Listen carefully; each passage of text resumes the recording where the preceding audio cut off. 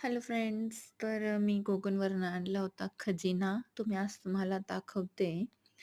त्याच्या आधी मला कळत नाही मी हिंदीमध्ये व्हिडिओ बनवू का? कारण की मी स्वतः एक मराठी आणि मला लाइक्स येत नाहीये, सबस्क्रायबर्स येत नाहीये, की का मराठी माणूस असं बघू नाही शकत का, की आपला माणूस पुढे गेला पाहिजे वगैरे.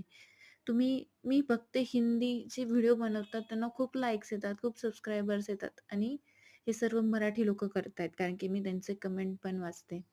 तर जो मी हा खजिना आणला आहे याचा पूर्ण व्हिडिओ मी माझ्या चॅनलवर टाकलेला आहे.